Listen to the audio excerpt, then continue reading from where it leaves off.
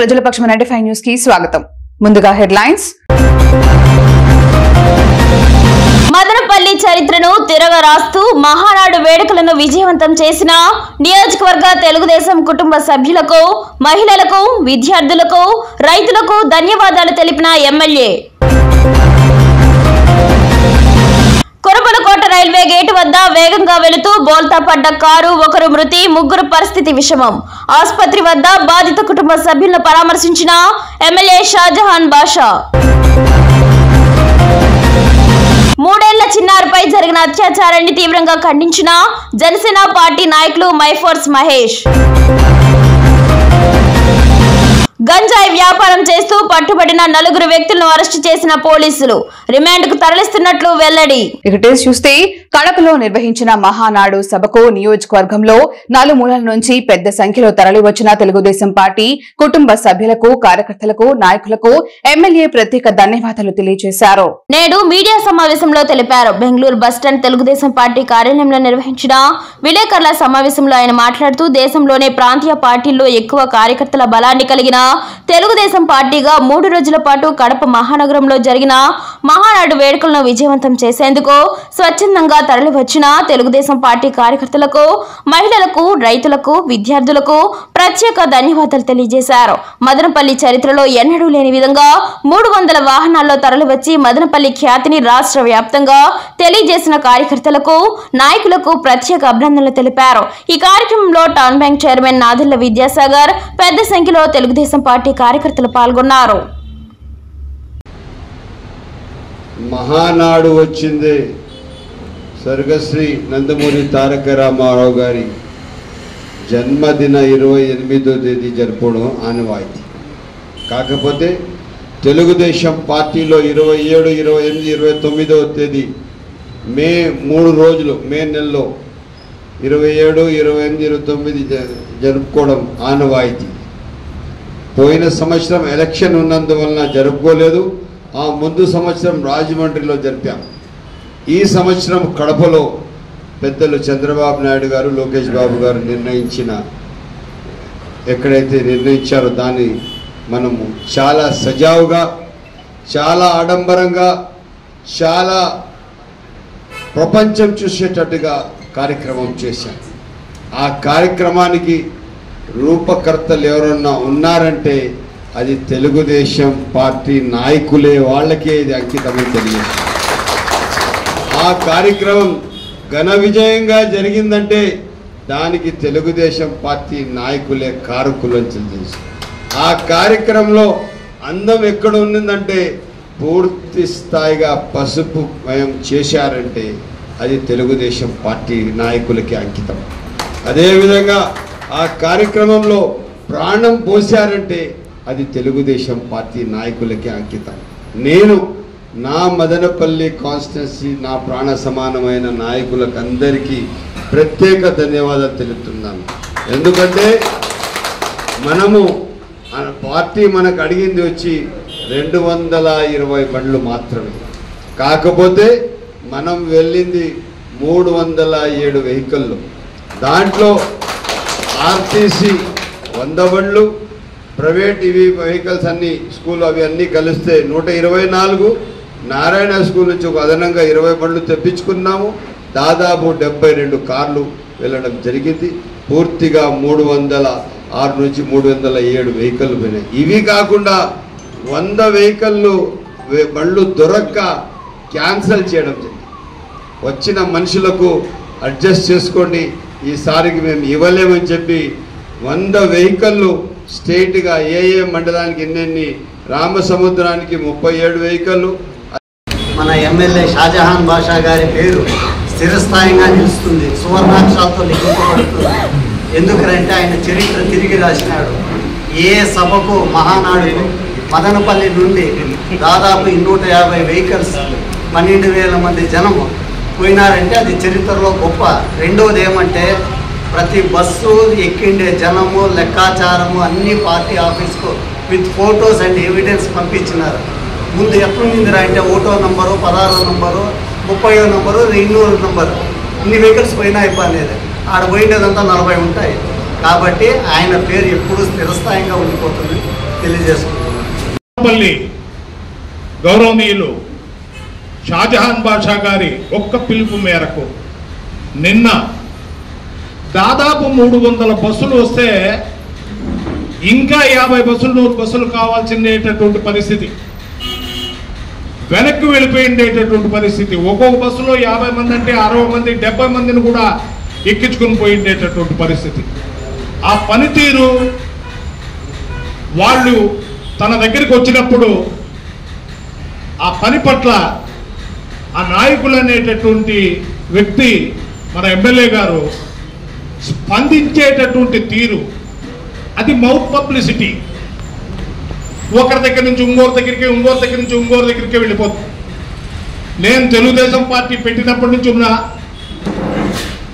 ఆ సభలకు అంటే అదొక పెద్ద ప్రహసనం, అదొక పెద్ద ప్రయాస, ఒక ఎలక్షన్ జరిపినటువంటి బాధ ఉంటుంది నాయకులందరికీ. జన సమీకరణ వాలంటరీగా రావడం అన్నటువంటిది నిన్నటి మహానాడులో చూసినాను.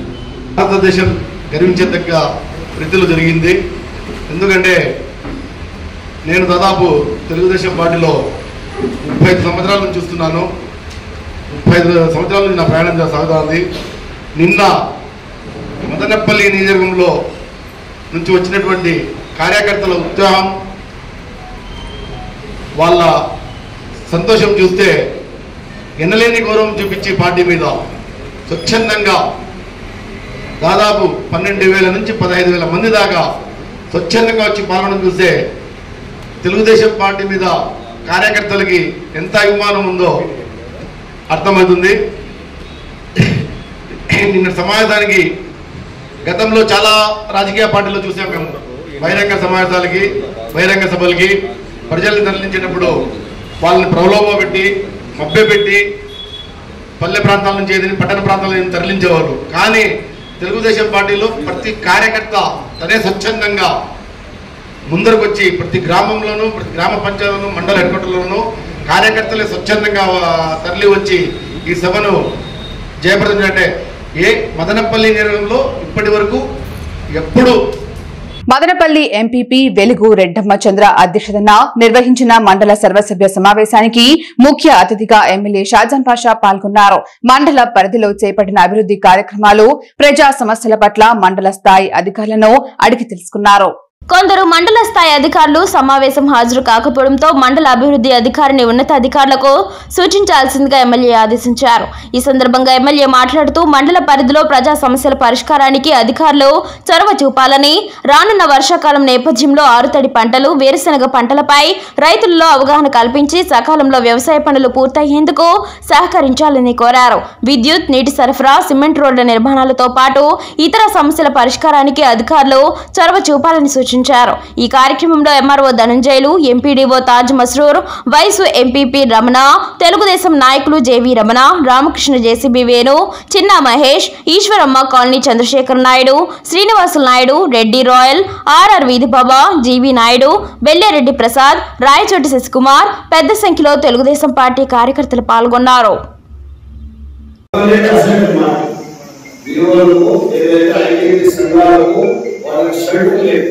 చెట్టు కింద ముట్ల కింద వాళ్ళు చేసుకుంటున్నారు. ఇది గవర్నమెంట్ ఇప్పుడు నిన్న ప్రోగ్రామ్ జరిగింది. నిన్న అంటే మేము చాలా మంది తక్కువ మంది మహిళలు తీసుకువెళ్ళారు. ఎందుకంటే చాలా పెద్ద మా ఉంటుంది. జనరల్ గా ముందు గవర్నమెంట్ వాళ్ళు ఏం చేస్తున్నారంటే మొత్తం ప్రోగ్రామ్ ఆడవాళ్ళని చెప్తారు, మహిళా సంఘాలకే తీసుకొచ్చి సో వాళ్ళ ప్రేక్షకులు సమస్యలు ఎక్కడ పరిష్కారం పెట్టండి, సకాలంలో దాని ప్రజల కోసం పనిచేయండి. ఎక్కడ కూడా కానీ ప్రజా సమస్యలు కానీ ఎక్కువగా చూసి దానికి ఎక్కడైనా పరిష్కార మార్గంలో పెట్టకపోతే దాని మీద వెళ్ళి ఆలోచన చేసి వస్తారు. దయచేసి నేను ఎట్టి పరిస్థితుల్లో ప్రజల సమస్యల పైన ఎక్కడ కూడా కానీ స్పందించకపోతే నేను దాన్ని తక్కువగా కానీ వేరే రకంగా కానీ ఆలోచించే పరిస్థితులు ఉన్నాను. రాయచోటికి చెందిన నలుగురు మిత్రులు బెంగళూరు నుంచి రాయచోటి తిరుగు ప్రయాణంలో కొరబలకోట మండలం రైల్వే బ్రిడ్జి వద్ద అతివేగంగా వెళుతూ కారు బోల్తా పడిన ఘటనలో రాయచోటికి చెందిన నవాజ్ మృతి చెందాడు. ముగ్గురు మిత్రులు తీవ్ర గాయాలతో మదనపల్లి ప్రభుత్వ ఆసుపత్రిలో చికిత్స పొందుతున్నారు. తన విషయం తెలుసుకున్న మదనపల్లి శాసనసభ్యులు షాజహాన్ బాషా ప్రభుత్వ ఆసుపత్రి మార్చిరిలో ఉన్న నవాజ్ మృతదేహాన్ని నివాళులర్పించి కుటుంబ సభ్యులను పరామర్శించారు. మార్చిరిలో పనిచేస్తున్న సిబ్బంది ఫ్రీజర్ బాక్స్ కోసం డబ్బులు డిమాండ్ చేయడంతో విషయం తెలుసుకున్న ఎమ్మెల్యే ఆసుపత్రిలో అత్యవసర సమావేశం ఏర్పాటు చేసి లంచాలకు ప్రయత్నిస్తున్న సిబ్బందిపై మండిపడ్డారు. ఫ్రీజర్ బాక్సులు కొరత ఉందన్న విషయం తెలుసుకుని మదనపల్లి పట్టణానికి చెందిన Bhavani agro agency Srinivas, hospital మాజీ సూపరింటెండెంట్ డాక్టర్ సంజీవరాయుడు, సిద్ధార్థ కళాశాల principal Venkatareddy, town bank chairman Nadella విద్యాసాగర్లు ప్రభుత్వ ఆసుపత్రి కోసం ఫ్రీజర్ బాక్సులు ఉచితంగా అందజేస్తామని ముందుకు రావడంతో త్వరలో వాటిని సేకరించి ప్రభుత్వ ఆసుపత్రిలో భద్రపరిచి పేదలకు సేవలు అందించేందుకు ఏర్పాట్లు చేపట్టాలని ఆసుపత్రి సిబ్బందికి సూచించారు. ఈ కార్యక్రమంలో town bank chairman Nadella Vidyasagar, RS Shamsheer, యువ నాయకులు జునైద్ అక్బరీ, చిన్న మహేష్, బెల్లిరెడ్డి ప్రసాద్, తంబలపల్లి టైగర్ సురేందర్ రెడ్డి, కృష్ణ మైనార్టీ నాయకులు జాన్ బాబు, జేవి రమణ, ఆసుపత్రి సూపరింటెండెంట్ మరియు సిబ్బంది పాల్గొన్నారు.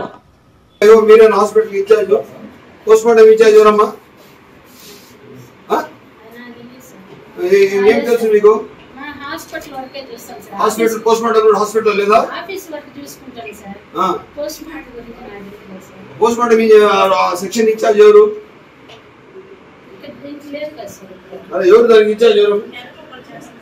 ఎవరు ఎంటైర్ హాస్పిటల్ అడ్మినిస్ట్రేషన్ ఎవరు? అడ్మినిస్ట్రేషన్ డాక్టర్ ఎవరు? సూపరింటెండెంట్ మీరు. మీకు దగ్గర ఎవరు లేరా? ఇప్పుడు మిగతా సూపర్వైజర్ ఎవరు లేరా?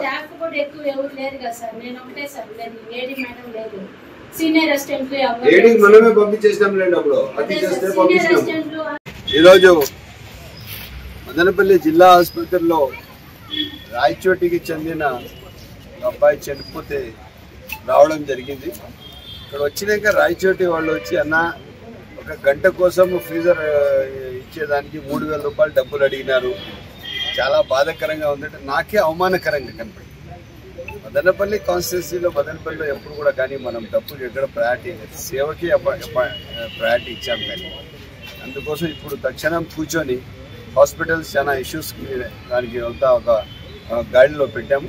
ఇదే కాకుండా ఫ్రీజర్స్ లేవన్నారు. ఇప్పుడు 4 ఫ్రీజర్లు టౌన్ బ్యాంక్ నుంచి మా అన్న విద్యాన్న గారు, అదే వెంకటరెడ్డి సిద్ధార్థ కాలేజ్ ఆయన, ఇంకొకరు భవానీ ఆగ్రో సీడ్స్ నుంచి ఒకరు ఇస్తున్నారు. మళ్ళీ ఆర్యవైశ్య సంఘం నుంచి ఒకటి. ఈ విధంగా 4 ఇస్తూ 4 ఫ్రీజర్లు ఇక్కడ పెట్టుతున్నాము. రేపు ఎక్కడ ఎప్పుడు అవసరం పడినా కూడా ఈ గవర్నమెంట్ హాస్పిటల్ మార్చురీస్లో ఎప్పుడు బాడీస్ ఉంటాయి. ఆ మార్చురీలో బాడీలు ఎక్కడెట్ట పాడేయకుండా ఆ ఫ్రీజర్లో పెట్టి అది పబ్లిక్కి హెల్ప్ఫుల్గా ఉంటుంది. దానికి సపరేట్ ఒక సూపర్వైజర్ అపాయింట్ చేస్తాం. ఇక్కడ కొన్ని అవకతవకలు ఉన్నాయి. ఎవరైనా కానీ హాస్పిటల్ అడ్మినిస్ట్రేషన్లో ఇన్వాల్వ్ అయితే వాళ్ళు ఎవరైనా కానీ ఎంతటి వదిలేది లేదు, భద్రంగా ఉండాలి. అవి అన్నీ నేను ఎంటర్టైన్ చేయను. ఎందుకంటే ఎవరి స్థాయిలో వాళ్ళు బతకాలి. అంతేకాని ప్రజలకు పెట్టిన వసతుల్లో ఎవరన్నా అది చర్చి ఇదేది ఇచ్చేయాలని చూస్తే ఖచ్చితంగా జైలు పాలైతాను. బెంగళూరు నుంచి రాయచోటికి వెళుతూ అతివేగంతో కారును నడపడంతో అదుపు తప్పిన కారు పల్టీ కొట్టి ముగ్గురికి తీవ్ర గాయాలు అయ్యాయి. ఈ ప్రమాదంలో ఒకరు మృతి చెందారు. రాయచోటికి చెందిన ముజ్మల్, ఖాదర్ బాషా, నవాజ్, మహమ్మద్ అలీ సొంత పనుల నిమిత్తం రాయచోటి నుండి బెంగళూరుకు వెళ్లి తిరుగు ప్రయాణంలో రాయచోటికి వెళుతుండగా స్థానిక కురబలకోట ఫ్లైఓవర్ వద్ద కారు అతివేగంతో పల్టీ కొట్టింది. ఘటనలో ముజ్మల్, ఖాదర్ బాషా, మహమ్మద్ అలీకి తీవ్ర గాయాలయ్యాయి. నవాజ్ అక్కడికక్కడే మృతి చెందాడు. గమనించిన స్థానికులు హుటాహుటిన మదనపల్లి జిల్లా ఆసుపత్రికి తరలించారు. ఈ ఘటనపై ముదివేడు పోలీసులు కేసు నమోదు చేసి దర్యాప్తు చేస్తున్నారు. కడప జిల్లాలో ఇటీవల అభం శుభం తెలియని 3 ఏళ్ల చిన్నారిపై జరిగిన అత్యాచారాన్ని జనసేన పార్టీ తరపున తీవ్రంగా ఖండిస్తున్నామని రాష్ట్ర సంయుక్త కార్యదర్శి మైఫోర్స్ మహేష్ తెలియజేశారు. ఈ మేరకు జనసేన కార్యాలయంలో పాత్రికేయుల సమావేశం నిర్వహించారు. ఈ సందర్భంగా మైఫోర్స్ మహేష్ మాట్లాడుతూ చిన్నారి మృతికి కారణమైన దోషులను కఠినంగా శిక్షించాలని, అధికారులు, పోలీసు యంత్రాంగం ఇలాంటి తప్పులు చేయాలంటే భయపడేలా కొన్ని దేశాల్లో ఉన్నట్లు బహిరంగ శిక్షలు అమలు చేయాలన్నారు. తల్లిదండ్రులు తమ పిల్లల్ని కంటికి రెప్పలా కాపాడుకోవాల్సిన అవసరం ఉందన్నారు.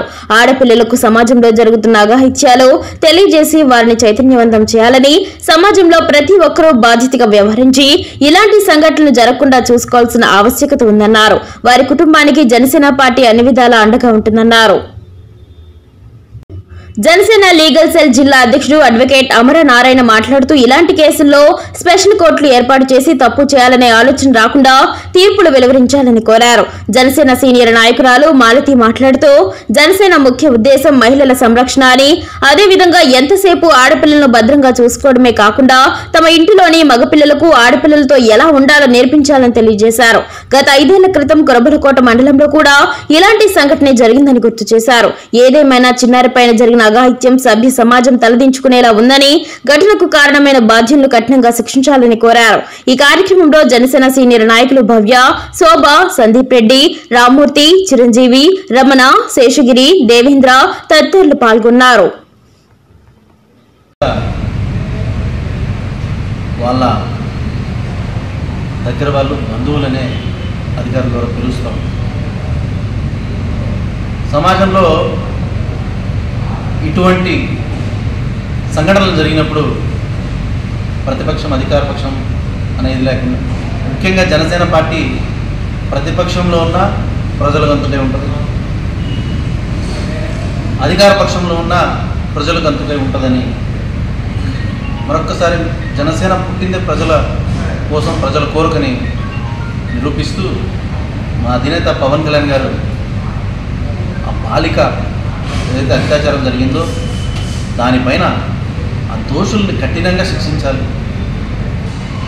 ఇలాంటి సంఘటనలు పునరావృతం కాకుండా అధికారులు కానీ పోలీస్ యంత్రాంగం కానీ ఇది మానవీయతకు సంబంధించిన ఘటన కూడా కాదు. మానవులు ఎవరు ఇలాంటి పని చేయరు, మానవ మృగాలు. అది అంత పసిబిడ్డ పైన చేయడం అనేది అసలు మాటలు కూడా రావట్లేదు. ఎలా దాన్ని మనం అభివర్ణించాలనేది ఇది కూడా.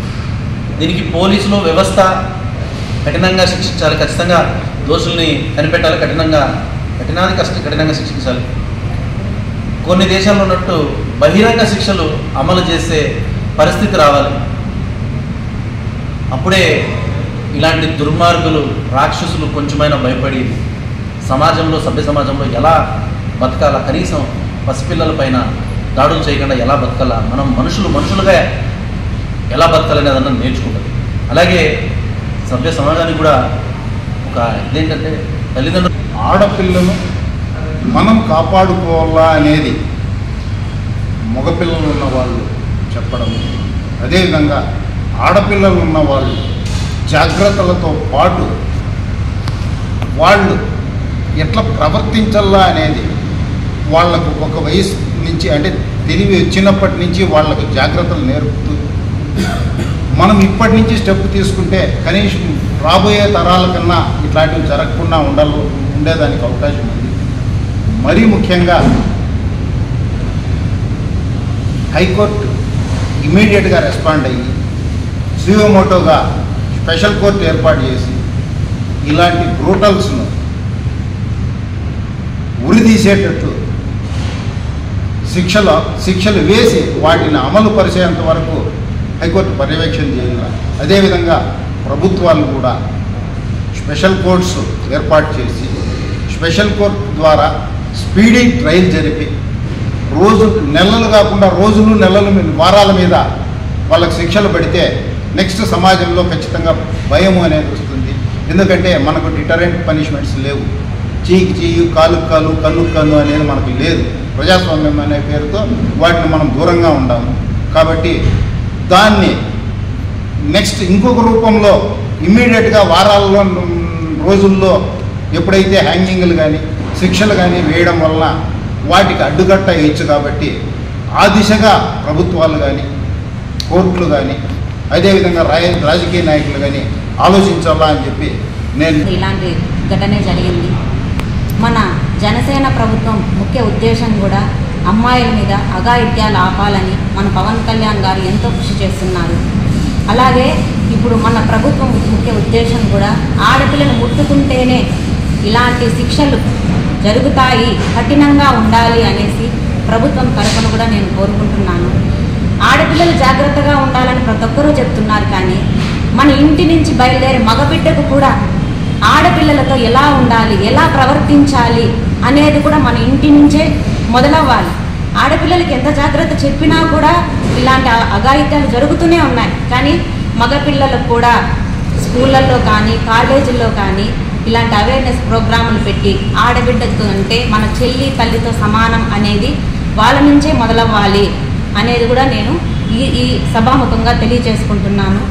పవన్ కళ్యాణ్ గారు ఈ పాపకు జరిగినటువంటి సంఘటనను ఆయన దృష్టికి తీసుకువెళ్ళి శిక్షణ ఎలా ఉండాలి అంటే ముట్టుకుంటే మనకి ఇదే శిక్ష పడుతుంది అనే విధంగా వాళ్ళకి కఠినంగా శిక్ష పడాలి అని చెప్పనేసి నేను కోరుకుంటున్నాను. పల్మనేరు డీఎస్పీ ప్రభాకర్ కథనం మేరకు గంట ఊరు ఫ్లైఓవర్ వద్ద 4 వ్యక్తులు గంజాయి వ్యాపారం చేస్తున్నారని సమాచారం రావడంతో పల్మనేరు సీఐ నరసింహ రాజు మరియు సిబ్బంది వారిని పట్టుకుని వారి వద్ద నుంచి సుమారు 4 కేజీల గంజాయిని స్వాధీనం చేసుకున్నారు. ముద్దాయిలను విచారించగా వాళ్ళు విశాఖపట్నం చింతలపల్లి గ్రామంలోని సంగ్లోయ వద్ద గంజాయిని కొనుగోలు చేసి పలమనేరులో విక్రయిస్తున్నట్లు దర్యాప్తులో తేలిందని డీఎస్పీ తెలిపారు. పట్టుబడిన గంజాయి విలువ సుమారు 40,000 రూపాయలు ఉంటుందని అంచనా వేశారు. ముద్దాయిలను కోర్టులో హాజరుపరిచి రిమాండ్కు తరలించారు. ఎవరైనా గంజాయి, లాటరీ టికెట్లు, కర్ణాటక మద్యం తరలిస్తే కఠిన చర్యలు తప్పవని హెచ్చరించారు. రాజేంద్ర, మోహన్, మంజునాథ మరియు వాళ్ళ దేవుడు మొత్తం 4 అరెస్ట్ చేయడం జరిగింది. ఈ రాజేంద్ర అనే వ్యక్తి విశాఖపట్నంపై చింతలపల్లిలో వాళ్ళ దగ్గర నుంచి గాంజా కొనుక్కొని వచ్చి ఇక్కడ అమ్మి బిజినెస్ చేస్తున్నారని చెప్పి తెలిసింది. మొత్తం తను ఎవరు అమ్మాడు, అలాగే దాన్ని ఎవరు వినియోగిస్తున్నారు అందరు డెప్ దాకా కిందికి వెళ్ళి మొత్తం అందరినీ ఐడెంటిఫై చేసి కన్జ్యూమర్స్ కు కౌన్సిలింగ్ ఇచ్చి మిగిలిన అందరినీ కూడా చట్టపరమైన యాక్షన్ ఇస్తున్నాం. ఈరోజు వాళ్ళ దగ్గర నుంచి 4 కేజీల గాంజాను సీజ్ చేయడం జరిగింది. దీనిపైన ఇంకా తదుపరి విచారణ ఎవరు గ్రౌండ్ లెవెల్ ఎక్కడ దాకా పోతుందో అందరికీ విచారణ పూర్తి కొనసాగి తెలియజేస్తుంది. ప్రత్యేక టీం అంటూ లేరు. ఎవరికి వాళ్ళే గాంజా ఈజీ ఎర్నింగ్ అనుకోని ఎవరికి వాళ్ళే వెళ్ళి తెచ్చుకుంటారు. వైజాగ్ నుంచి తెచ్చుకుంటారు. అక్కడ కూడా అసలు ఆ చింతపల్లిలో ఎవరు ఇంకా అక్కడ కూడా ఫ్రంట్ వర్డ్ బ్యాక్ వర్డ్ అన్ని కూడా వెలిగించడానికి ప్రయత్నం చేస్తాము. ఈ సమాచారాన్ని పూర్తిగా వేరే అందరితో షేర్ చేసుకొని దీనికి ఎవరైతే ఇంకా అందరినీ కూడా వెలిగించడానికి ట్రై చేస్తాం. రెగ్యులర్ గా గంజాయి పట్టుకునే ఉన్నారు, అయినా దొరుకుతూనే ఉన్నారు సార్. అందుకే ఇస్తున్నా కదా మీకు కన్జ్యూమర్స్ ఎవరైతే ఐడెంటిఫై చేసి ఆ కన్జ్యూమర్స్ కు కౌన్సిలింగ్ ఇస్తాము. కన్జ్యూమర్ డిహైడ్రేషన్ సెంటర్స్ కానీ ఇంకో సెంటర్స్ కానీ పెట్టేసి అలవాటు మార్పించకపోతే సో ఇది అందరి సామాజిక బాధ్యత. మీడియా, ప్రెస్, పోలీస్, పబ్లిక్ ఈ గ్రౌండ్ లెవెల్లో ప్రతి ఒక్కరూ దానిలో అవేర్నెస్ క్రియేట్ చేయకపోతే. మదనపల్లె సమీపంలోని ప్రముఖ ఇంజనీరింగ్ విద్యా సంస్థ Madanapalle institute of technology and science లోని ఇంగ్లీష్ అండ్ ఫారిన్ లాంగ్వేజెస్ విభాగం వారు భాష మరియు సాహిత్యంపై 2 రోజుల అంతర్జాతీయ సమావేశం మరియు వర్క్ షాప్ నిర్వహించినట్లు కళాశాల vice principal doctor P Ramnathan అన్నారు. సాహిత్యం మరియు భాషా పరిశోధనలో ఉద్భవిస్తున్న పరిశోధకులు మరియు విద్యార్థులు ఆంగ్ల సాహిత్యం, భాషా బోధన మరియు భాషా శాస్త్రంలో సమకాలీన ధోరణులపై లోతైన విద్యా చర్చల్లో పాల్గొనడానికి అంతర్జాతీయ వేదికను అందించడం లక్ష్యంగా పెట్టుకుందని అన్నారు. ఆర్టిఫిషియల్ ఇంటెలిజెన్స్ ను సాహిత్యంతో జతపరుస్తూ భాషా బోధనను ముందుకు తీసుకువెళ్లడమే ఈ సమావేశం ముఖ్య ఉద్దేశం. వేగంగా అభివృద్ధి చెందుతున్న డిజిటల్ యుగంలో ఆర్టిఫిషియల్ ఇంటెలిజెన్స్ సైన్స్ మరియు టెక్నాలజీ భాష మరియు సాహిత్యంతో కలిసిపోవడం విద్యా రంగాన్ని పునర్నిర్మించడమే కాకుండా విద్యార్థులు మరియు విద్యావేత్తలు భాషతో సంభాషించే మార్గాలను కూడా పునర్నిర్వచిస్తోంది అని అన్నారు. ఈ సందర్భంగా అధ్యాపకులు మరియు వైస్ ప్రిన్సిపల్ ప్రొసీడింగ్స్ ను ఆవిష్కరించారు. తరగతి గదిలో ఏఐ ఆధారిత అభ్యాస వేదికలు విద్యార్థుల విభిన్న అవసరాలు మరియు నైపుణ్య స్థాయిలను తీర్చే అనుకూలీకరించిన పాఠ్య ప్రణాళికలను అనుమతిస్తాయని అన్నారు. స్పీచ్ రికగ్నిషన్ మరియు మెషిన్ లెర్నింగ్ అల్గారిథంలను ఉపయోగించడం ద్వారా ఈ సాధనాలు రియల్ టైం దిద్దుబాట్లు మరియు పనితీరు విశ్లేషణల ద్వారా ఉచ్చారణ, వ్యాకరణం మరియు పటిమను మెరుగుపరుస్తాయని అన్నారు. మరోవైపు సైన్స్ ఇంటర్ డిసిప్లినరీ పరిశోధన అభివృద్ధికి దోహదం చేస్తుంది. సాహిత్యానికి న్యూరో కాగ్నిటివ్ ప్రతిస్పందనను అన్వేషించడానికి బయోఫీడ్బ్యాక్ పరికరాల ద్వారా భావోద్వేగ ప్రతిధ్వనిని కొలవడానికి మరియు మెదడు ఇమేజింగ్ టెక్నాలజీని ఉపయోగించి భాష సముపార్జనను అర్థం చేసుకోవడానికి పండితులను ప్రోత్సహిస్తోంది. ఇంగ్లీష్ మరియు విదేశీ భాషల విభాగానికి చెందిన అధ్యాపకులు మరియు విద్యార్థులు విభాగాధిపతి డాక్టర్ పి అధార్ ఇందులో పాల్గొన్నారు. కురబలకోట మండలం అంగల్లా సమీపంలో శుక్రవారం కారు డివైడర్లకు ఢీ కొట్టడంతో అక్కడికక్కడ ఒక వ్యక్తి మరణించడం జరిగింది. ఇందులో 4 తీవ్ర గాయాలయ్యాయి. గాయపడిన మహమ్మద్ అలీ ఖాన్, ముజ్మిల్, ఖాదర్ ఖాన్, సుహేల్ వీరిని మదనపల్లె ప్రభుత్వ ఆసుపత్రిలో చేర్పించి మెరుగైన వైద్యం అందించడం జరిగింది. మృతుడు రాయచోటి లక్ష్మి థియేటర్ వెనుక కాపురం ఉంటున్న నవాజ్ మృతి చెందాడు. నవాజ్ భౌతిక కాయాన్ని మదనపల్లె ప్రభుత్వ ఆసుపత్రి మార్చిలో ఉంచారు. విషయం తెలుసుకున్న రాష్ట్ర రవాణా, యువజన క్రీడా శాఖ మంత్రి మండిపల్లి రాంప్రసాద్ రెడ్డి తీవ్ర దిగ్భ్రాంతి వ్యక్తం చేశారు. అనంతరం మంత్రివర్యులు హుటాహుటిన మదనపల్లి ప్రభుత్వ ఆసుపత్రికి చేరుకొని మృతదేహాన్ని పరిశీలించారు. గాయపడిన వారికి మెరుగైన వైద్యం అందించాలని సంబంధిత వైద్యులకు సూచించారు. ఈ సందర్భంగా మంత్రి మండిపల్లి రాంప్రసాద్ రెడ్డి మాట్లాడుతూ వాహనదారులు అతివేగంగా ప్రయాణించడం వల్ల ప్రమాదాలు జరుగుతున్నాయని, వాహనాలు నడిపే సమయంలో రోడ్డు నిబంధనలు పాటించి డ్రైవింగ్ చేయాలన్నారు. అనుక్షణం ప్రజల పక్షం 95 న్యూస్ ఇంతటితో సమాప్తం. తిరిగి రేపటి బులెటిన్ లో మళ్ళీ కలుసుకుందాం. అంతవరకు సెలవు. నమస్కారం.